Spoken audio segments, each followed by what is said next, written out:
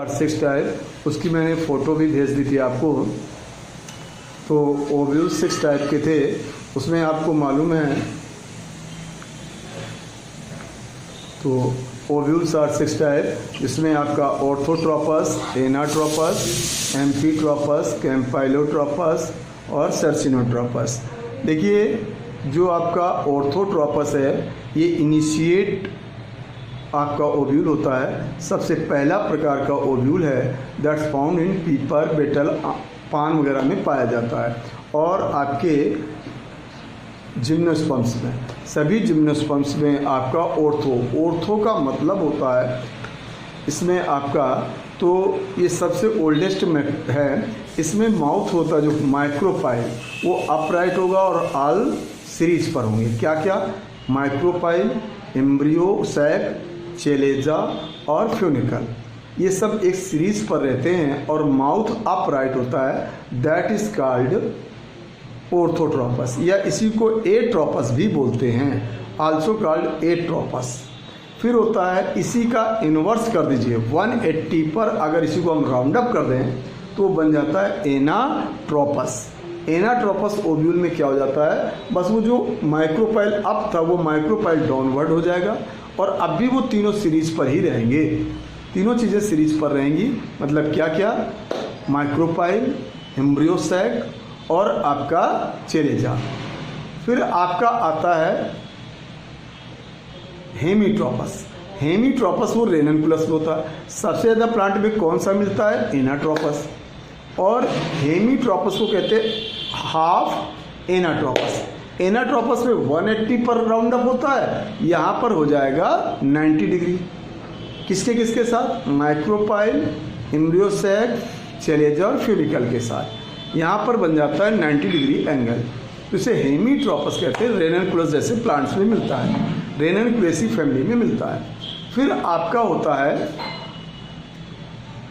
एम्फीट्रोपस। इसमें embryo sac जो होता है वो टर्न होकर बिकम हॉर्स शेप, घोड़े की नाल जैसा हो जाता है, और कैम्पाइलोट्रोपस में बहुत ज़्यादा मुड़ जाता है। मैंने आपको पिछले टर्न में आपको मैंने 4 टाइप के आपको डायग्रामेटिक बना दिए थे।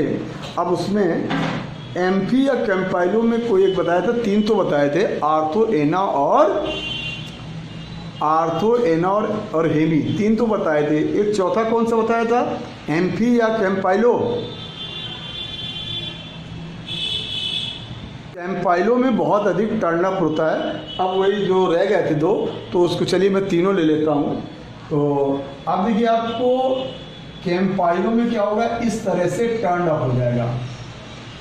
ये देखिए कैम्पाइलो हो गया,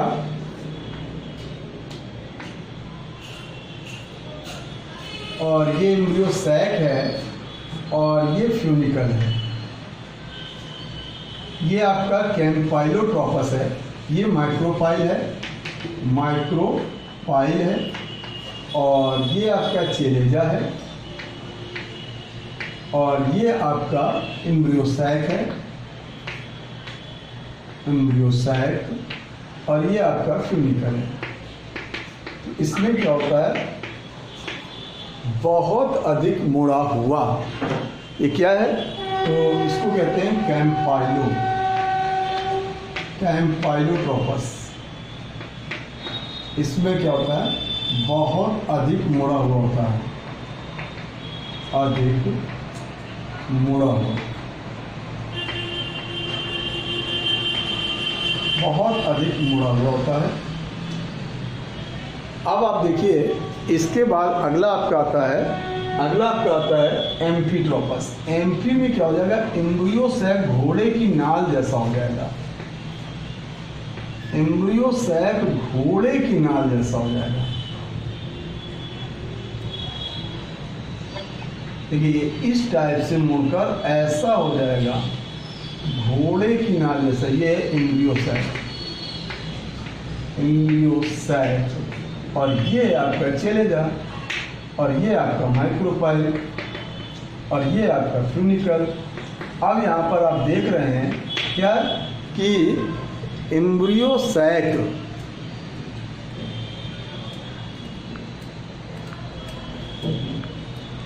आपका एम्ब्रियो सैक मुड़कर घोड़े की नाल जैसा हो जाता है, तो इसे कहते हैं एम्फीट्रॉपस। क्या हो रहा है यहाँ पर? एम्ब्रियो सैक माने भ्रूण कोश मुड़कर घोड़े की नाल जैसा हो जाता है, हॉर्सू से, नाल से बस। जैसे ब्यूटेमेसी और एलिमेसी फैमिली के लिए लागू होता है, ब्यूटेमेसी और एलिमेसी में लागू होता है। ब्यूटेमेसी और एलिमेसी,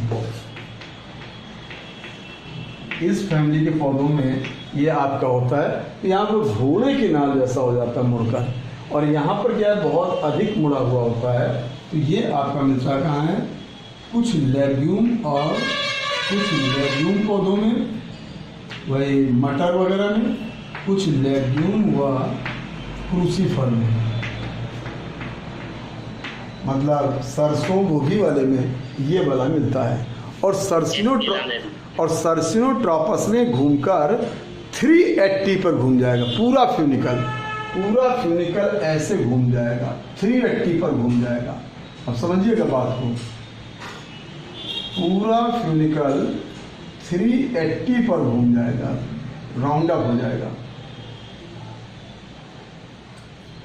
और ये ऐसे यहाँ से पूरा स्टार्ट हुआ और फ्यूनिकल ऐसे निकल कर आ जाएगा। अब आप देखिए कितने राउंड अप, पूरा राउंड अप कर जाता है, ये 380 पर राउंड हो जाता है।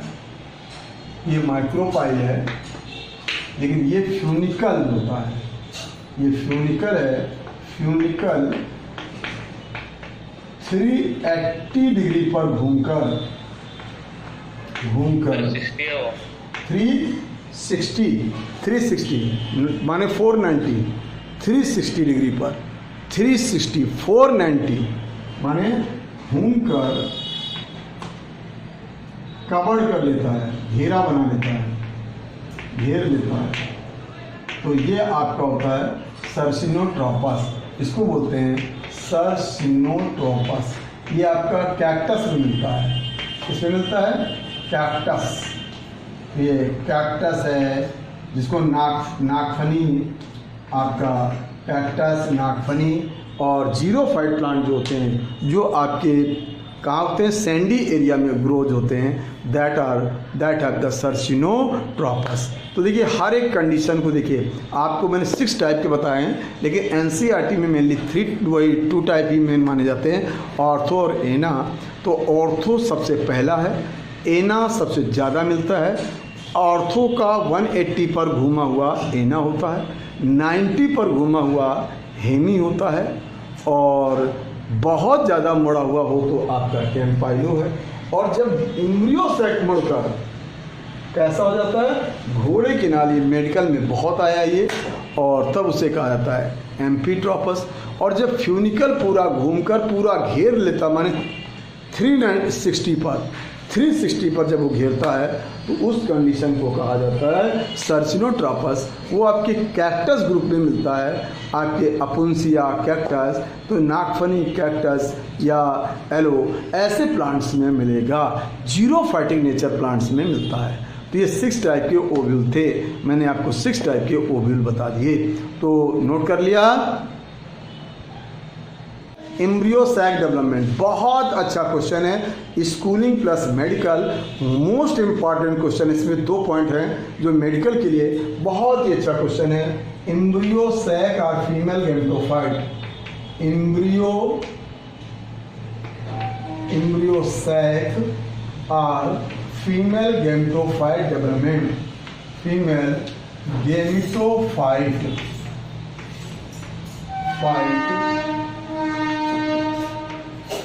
डेवलपमेंट।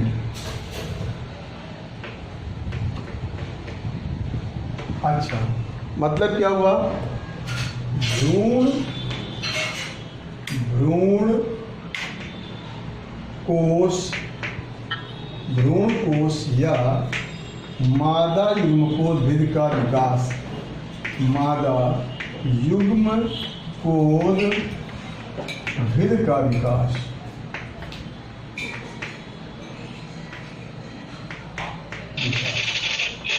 देखिए जब ये ओव्यूल बन जाएगा, देखिए later formation of ovule, inside of ovule develop the embryo sac और female gametophyte. Embryo sac gametophyte are the 3 type, 3 type के बनते हैं, मोनोस्पोरिक, बाइस्पोरिक और टेट्रास्पोरिक। लेकिन मोस्टली जो होता है वो मोनोस्पोरिक होता है, समझिएगा। यूजुअली क्या रहेगा, मोनोस्पोरिक। लेकिन बनते 3 टाइप के हैं, मोनो, बाई, टेट्रा। मोनो में भी 2 कंडीशन होती हैं, पॉलीगोनम और ओइनोथेरा। मोस्टली पॉलीगोनम रहता है। 80% plant embryo sac is polygonum और ये होता है 7 सेल्ड 8 न्यूक्लिएटेड। ओइनोथेरा में होता है 4 न्यूक्लिएटेड, 4 सेल्ड 4 न्यूक्लिएटेड। फिर बाइस्पोरिक में 2 है, इंडीमियन और अनियन। और टेट्रास्पोरिक में तो कई एग्जाम्पल हैं आपके, तो प्लम्बैगो, प्लम्बाजिला, डूसा, फ्रिटिलेरिया, इस तरह से पनिया, पेनिया, पनेसा, तो कई एग्जाम्पल हैं आपको। लेकिन मोस्ट कॉमन क्या होता है, मोनोस्पोरिक। मतलब क्या है, केवल एक मेगास्पोर जब काम करता है तो उसको कहा जाता है मोनोस्पोरिक, और जब 2 मेगास्पोर काम करते हैं तो उसको कहा जाता है बाईस्पोरिक, और जब 4 मेगास्पोर वर्किंग होते हैं तो उसे कहा जाता है टेट्रास्पोरिक। तो अब आपके देखिए, अगर हम इसकी बात करें कि एम्ब्रियो सैक कितने प्रकार का होता है, तो embryo sac how many kind, तो वो 3 काइंड्स का बनेगा, 3 प्रकार का बनेगा। एम्ब्रियो सैक 3 प्रकार का बनता है। एक होता है आपका डेवलपमेंट इसका मोनोस्पोरिक, और एक होता है बाइस्पोरिक, और एक होता है टेट्रास्पोरिक। मोनो का मतलब होता है एक, इसको कहते हैं मोनोस्पोरिक। मोनोस्पोरिक मतलब क्या हुआ, केवल एक मेगास्पोर, केवल एक मेगास्पोर फंक्शनल होता है, क्रियात्मक होता है।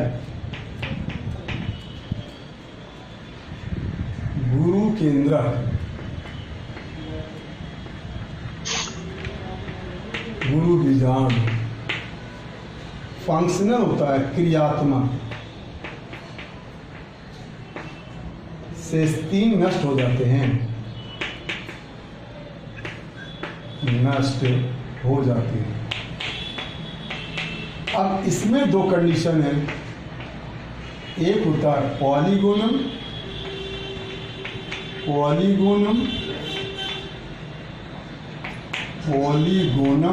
पैटर्न, और एक होता है ओइनोथेरा पैटर्न। ओइनोथेरा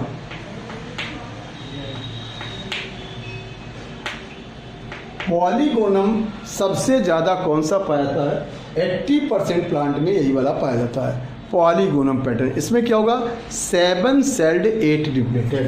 कैसा बनेगा, 7 सेल्ड और 8 न्यूक्लिएटेड। बहुत पूछा जाने वाला क्वेश्चन है मेडिकल का बहुत पूछा जाने वाला क्वेश्चन है 7 कोशिकीय 8 केंद्र की, 7 कोशिकीय और 8 केंद्र की बहुत पूछा जाने वाला क्वेश्चन है मेडिकल का, बहुत इंपॉर्टेंट क्वेश्चन है। और इसमें होता है 4 केंद्र की 4 कोशिकीय। सबसे ज़्यादा कौन सा पाया जाता है, यही पाया जाता है पॉलीगोनम। इसमें होता है 4 कोशिकीय और 4 केंद्र की, 4 कोशिकीय और 4 केंद्र की, 4 कोशिकाएं भी होती हैं, 4 केंद्र भी होता है, 4 सेल्ड एंड 4 न्यूक्लिएटेड। और इसके बाद बाइस्पोरिक में जैसे यहाँ पर क्या था, मोनोस्पोरिक में एक काम करता था, यहाँ पर कितने काम करेंगे, 2 मेगास्पोर काम करते हैं, 2 मेगास्पोर, मेगास्पोर माने गुरु बीजाणु, 2 मेगास्पोर फंक्शनल होते हैं, 2 मेगास्पोर क्रियात्मक होते हैं और 2 नष्ट हो जाते हैं। पता 2 नष्ट हो जाते हैं, 4 बनते हैं, 2 काम करते हैं और 2 नष्ट हो जाते हैं। और इसमें क्या थे, 4 बनते हैं जिसमें 3 नष्ट हो जाते थे, 1 काम करता था। और इसमें 2 नष्ट हो जाते हैं, 2 काम करते हैं। और इसमें भी 2 कंडीशन है, एक है वही आपकी प्याज वाली अनियन और एक है इंडिमिनॉन। ये एग्जाम्पल भी हैं इंडिमिनॉन। और दोनों में वही होता है 7 केंद्र की 7 कोशिकी, 7 सेल्ड और 8 न्यूक्लिएटेड ही रहेगा। 7 सेल्ड 8 न्यूक्लिएटेड होता है। और टेट्रास्पोरिक में चारों काम करते हैं, चारों गुरु केंद्रक काम करते हैं, चारों गुरु केंद्रक गुरु बीजाणु क्रियात्मक होते हैं, माने कोई नष्ट नहीं होता है, क्रियात्मक होते हैं। इसमें 2 कंडीशन है, एक है यही वाली 7 सेल्ड 8 न्यूक्लिएटेड वाली, माने 8 केंद्र की, और एक होती 16 केंद्र की।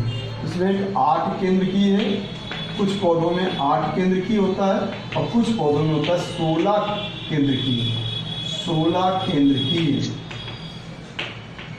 समझिएगा बात को। तो देखिए मैंने आपको क्या बताया, जो मेगा आपका जो एम्ब्रियो सैक है वो 3 प्रकार का डेवलप्ड होता है। एम्ब्रियो सैक 3 टाइप का डेवलप्ड होता है। एक मोनोस्पोरिक माने 1 मेगास्पोर कार्य करता है, बायोस्पोरिक दोनों मेगास्पोर काम करते हैं, 2 काम करते हैं 2 नष्ट होते हैं, मोनोस्पोरिक में 1 काम करता है 3 नष्ट होते हैं, और टेट्रास्पोरिक में चारों मेगास्पोर काम करते हैं, कोई नष्ट नहीं होता है। तो अब मोनोस्पोरिक की जब हम बात करेंगे उसमें 2 कंडीशन होती हैं। 80% पौधों में या सबसे ज़्यादा पाया जाने वाला वो होता है पॉलीगोनम पैटर्न। इसी का आपको डायग्रामेटिक डिस्कशन करना है। आपको डायग्रामेटिक जो वर्णन करना है वो इसी करना है, और एनसीईआरटी में केवल यही दिया गया है पॉलीगोनम पैटर्न। लेकिन मैंने आपको बताया तो इसमें क्या होता है, 7 सेल्ड 8 न्यूक्लिएटेड रहता है, इसमें 4 सेल्ड 4 न्यूक्लिएटेड रहता है, इसमें आपका दोनों में एक हिस्से में थोड़ा सा फाइब्रस हो जाता है और रहता है वही 7 सेल्ड 8 न्यूक्लिएटेड। यहाँ पर 2 स्थितियाँ होती हैं टेट्रास्पोरिक में, कुछ में 8 केंद्रक रहते हैं और कुछ में 16 केंद्रक बन जाते हैं। तो पेनेसा एक प्लांट है, इनमें 16 केंद्र की बन जाता है। ऐसे कुछ पौधों में 16 बनता है। पेपरोमिया में 16 केंद्रक बनते हैं, पेपरोमिया और पेनिसिया। तो यहाँ पर और जैसे 8 केंद्र की भी रहता है, प्लम्बैगो वगैरह में 8 केंद्र की रहता है। तो 8 केंद्र की भी बनता है और 16 केंद्र की। लेकिन मोस्ट इम्पॉर्टेंट आपका ये वाला है, कौन सा पैटर्न, पॉलीगोनम। नोट कर लिया, हेलो, हाँ नोट हो गया, स्क्रीनशॉट कर लो, रब कर रहा हूं। अब ये वाला पूरा डिस्क्रिप्शन बता रहा हूं डायग्रामेटिक, रब करते हैं।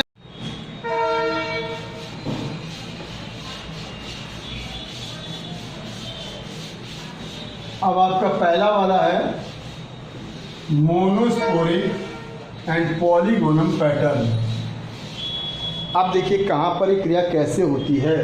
ये आपका है, देखिए ओव्यूल, ये आपका एक ओव्यूल है। अब आपका ये ओव्यूल है और ओव्यूल के अंदर एम्ब्रियो सैक बनना है। तो आपको बता चुका हूँ, ये छेलेजा है, ये आपका इंटेगुमेंट है, ये आपका रेफी है और ये आपका फ्यूनिकल है, ये आपका हाइलम है और ये आपका माइक्रोपाइल है, ये आपका पूरा न्यूसेलस है। अब आपको देखिए होगा क्या, न्यूसेलस ये कैसा होता है, पैरेनकाइमेटस, और न्यूसेलस वैसे न्यूट्रिशनल होता है। न्यूसेलस में ही a cell become enlarged hanging than epidermis।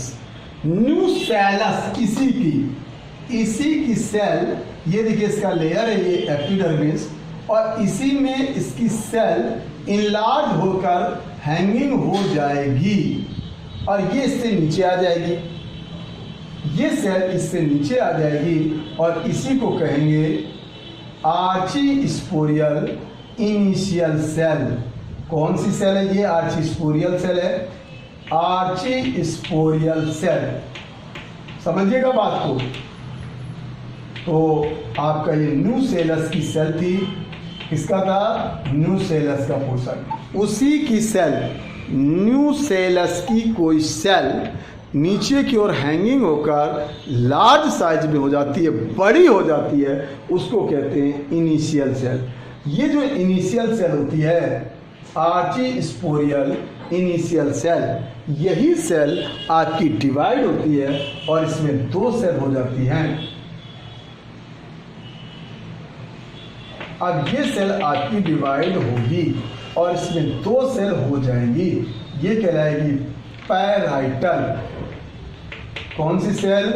Parietal cell और स्पोरोजिनस सेल। समझिएगा कौन सी सेल डिवाइड हुई? ये जब ये डिवाइड हुई तो 2 सेल बनी, दोनों असमान हैं, एक पैराइटल और एक sporogenous. Parietal cell again divide, parietal cell फिर से डिवाइड हो जाएगी और 2 पैराइटल सेल हो जाएंगी। पैराइटल सेल फिर से डिवाइड हो जाएगी। कौन सी सेल डिवाइड होगी? Parietal cell. तो 2 पैराइटल सेल हो जाएंगी और ये सेल बड़ी हो जाएगी, ये आपकी बड़ी हो जाएगी, इसे कहा जाएगा मेगा स्पोर मदर सेल। तो ये सेल बड़ी हो जाएगी और आपकी बन गई मेगा स्पोर मदर सेल। ये कन्वर्ट हो जाएगी मेगा स्पोर मदर सेल में।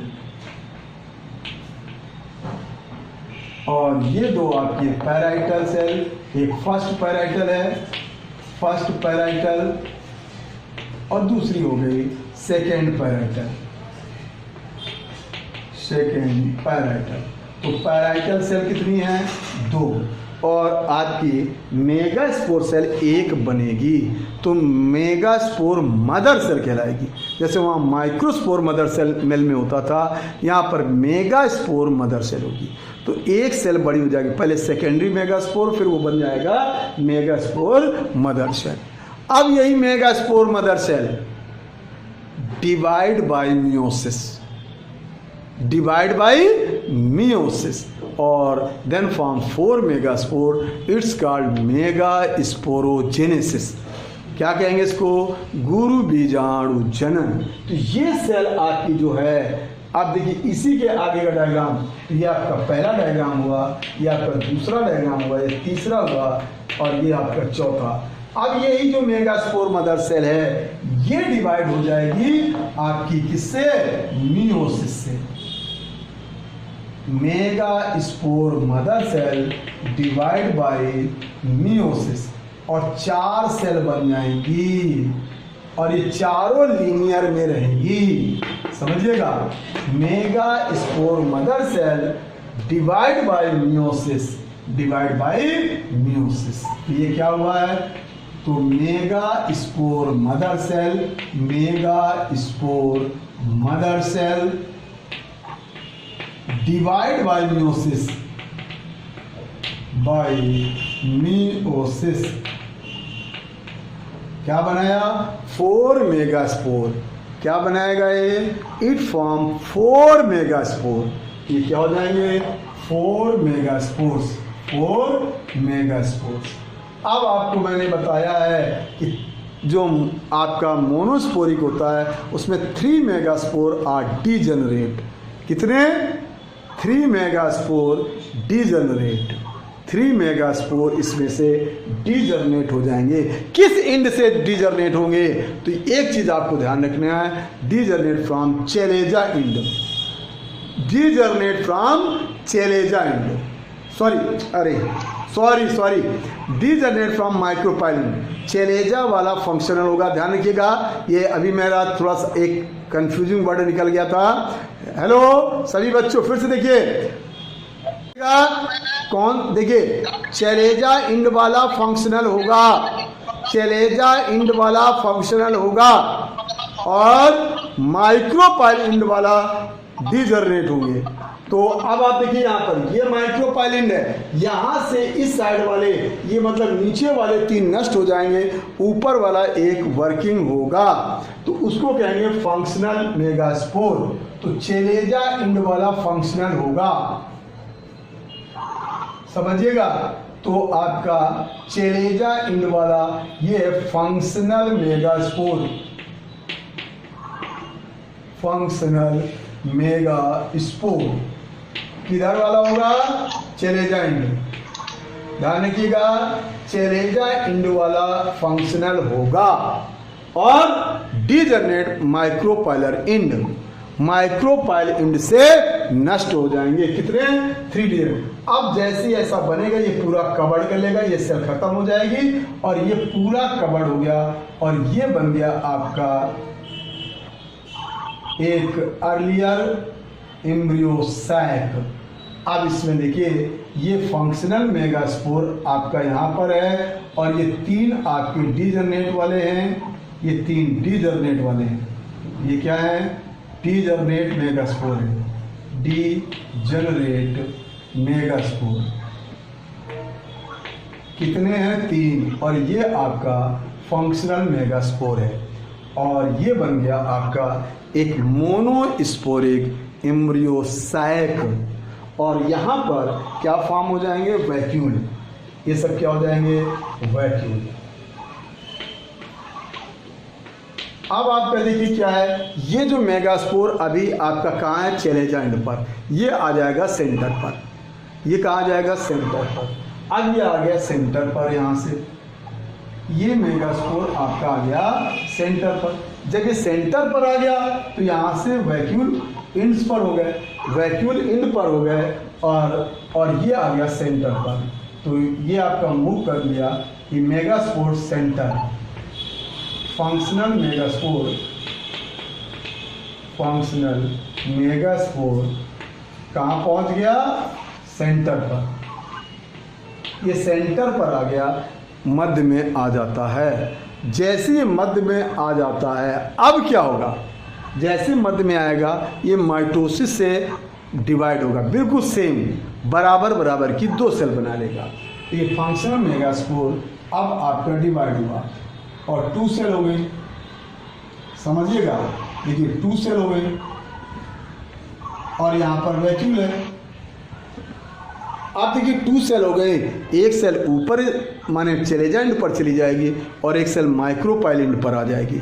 देखिए तो एक सेल इसकी कहाँ चली जाएगी? चलेजा इंड पर, एक पहुँच गई चलेजा इंड पर और एक पहुँच गई माइक्रोपाइल इंड पर। ये चलेजा इंड है, ये चलेजा इंड है और ये माइक्रोपाइल इंड है। आप समझिए, तो एक सेल ऊपर की ओर जा रही है, एक सेल नीचे की ओर आ रही है और आपका वैक्यूल का, अब वैक्यूल का काम वैसे खत्म ही है। अब वैक्यूल सेंटर पे दिख रहे हैं लेकिन रिलीज हो जाएंगे। अब आप देखिए एक चलेजा इंड पे पहुंच गए, एक इसमें सिर्फ सेल माइग्रेशन है, migrate cell different pole, cell migrate to different, 1 in chalaza end 1 in micropyle end. अब दोनों सेल फिर से डिवाइड होंगी, अब ये दोनों सेल फिर से डिवाइड होंगी, अगेन टाइम डिवाइड, तो 2 ये हो जाएंगी और 2 ये हो जाएंगी। कितनी हो गई? 4 सेल। अब क्या हो जाएगा? ये फिर से डिवाइड हो जाएंगी, बाय माइटोसिस है ये तीनों डिवीजन माइटोसिस होते हैं, एक बार मियोसिस और 3 बार माइटोसिस। यही क्वेश्चन बहुत पूछा जाता है मेडिकल में, ध्यान रखिए, एक बार मियोसिस और 3 बार माइटोसिस। ये आपका देखिए 2 सेल, ये 4 सेल, फिर ये 8 सेल। कितना हो गया? 8 सेल। जैसे 8 सेल हो जाता है तो एक सेल फिर अब मूवमेंट करेगी, 4 में से 3 सेल माइक्रोपाइल इंड पर रहेंगी और 3 सेल चलेजा इंड पर पहुंच जाएंगी। तो अब आदमी फिर से माइग्रेट हुआ, एक सेल सेंटर पर आ जाएगी, एक सेल यहाँ से सेंटर पर आ जाएगी और एक सेल यहाँ से सेंटर पर आ जाएगी।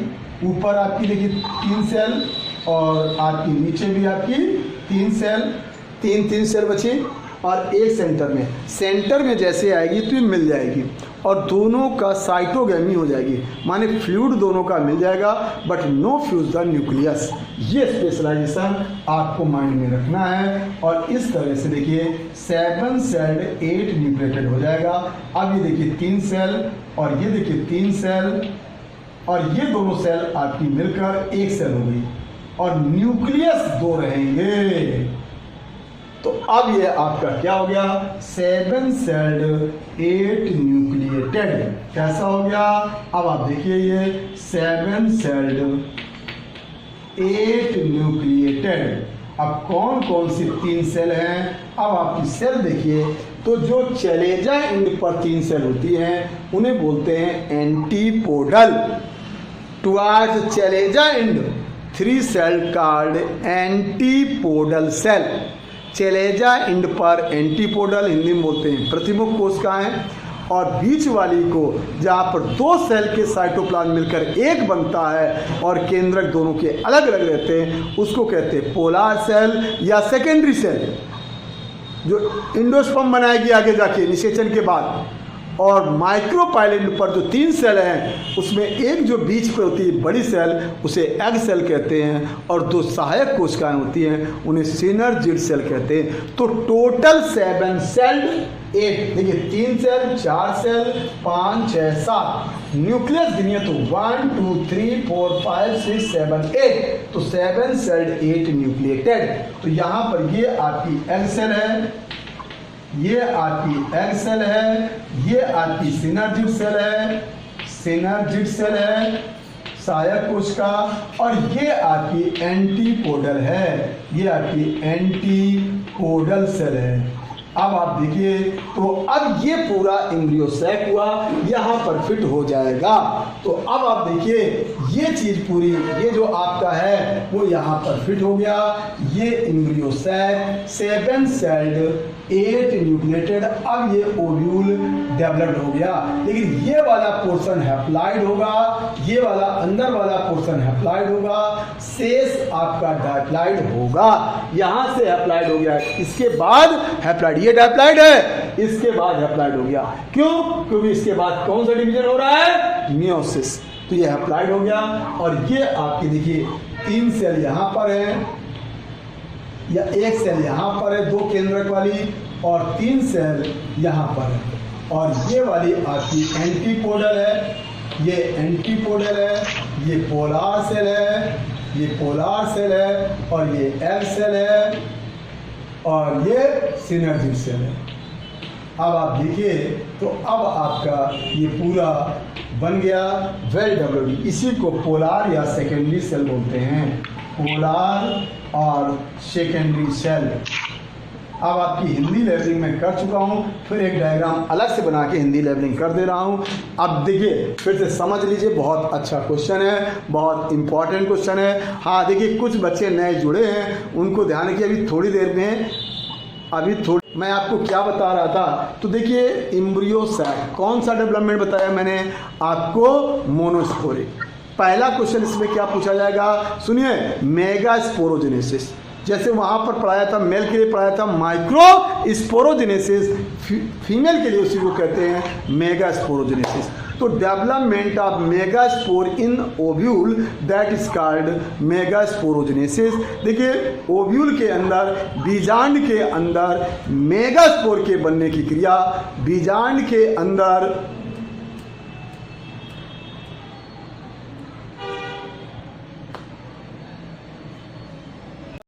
बीजांड के अंदर गुरु बीजाणुओं के बनने की क्रिया गुरु बीजाणु जनन कहलाती है। बीजांड के अंदर गुरु बीजाणुओं के बनने की क्रिया गुरु बीजाणु जनन कहलाती है। अब देखिए क्रिया कैसे होती है। तो अब आपको मैंने बताया क्या, ये बीजांड है, और बीजांड में आपको बताया था ये जो ओपन सिरा था वो चलेजा था, उसी भाग की जो न्यूसेलस की कोशिका होती है उसमें से एक कोशिका बड़ी होकर नीचे आ जाती है, लटक जाती है, और वो कोशिका इनिशियल होती है जो कि आर्चीस्पोरियल कहलाती है। आर्चीस्पोरियल सेल के नाम से जानी जाती है। और यही सेल एक पेरिक्लाइनल माने परिणत विभाजन से विभाजित होकर पैराइटल और स्पोरोजेनस सेल बनाती है। पैराइटल छोटी होती है, स्पोरोजिनस बड़ी रहती है। पैराइटल सेल एक जो थी वो पुनः डिवाइड हो जाती है और पैराइटल सेल 2 हो जाती है, माने परिणत कोशिकाएं 2 हो जाती हैं, परिणत कोशिकाएं 2 हो जाती हैं। और आपकी जो वो स्पोरोजिनस सेल थी वो बड़ी होकर सेकेंडरी स्पोरोजिनस होकर बहुत बड़ी हो जाती है और उसका नाम हो जाता है मेगा स्पोर मदर सेल, गुरु बीजाणु मात्र कोशिका। क्या बन जाती है? गुरु बीजाणु मात्र कोशिका।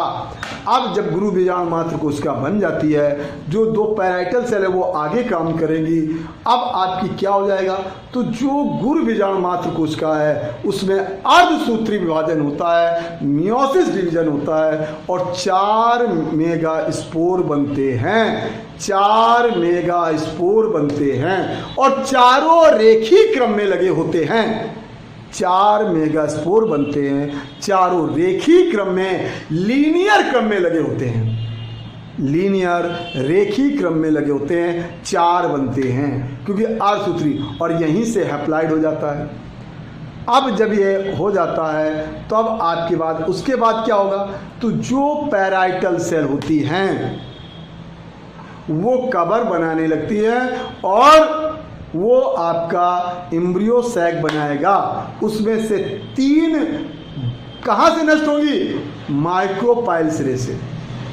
3 मेगास्पोर माइक्रोपाइल सिरे से नष्ट हो जाते हैं। एक वर्किंग होता है जो चेलेजा सिरे का होता है, तो चेलेजा सिरे का 1 मेगास्पोर क्रियात्मक होता है और वही मेगास्पोर बचता है और शेष 3 नष्ट हो जाते हैं। इसीलिए इसको कहा था मोनोस्पोरिक, और वो पैराइटल सेल से कवर हो जाता है और आपका एम्ब्रियो सैक बन जाता है। अभी सेल नहीं बनी, अभी एक ही सेल है उसमें और एक ही केंद्रक है। कौन सा केंद्रक है? जो एक बचा फंक्शनल मेगास्पोर, बाकी 3 मेगास्पोर नष्ट हो गए।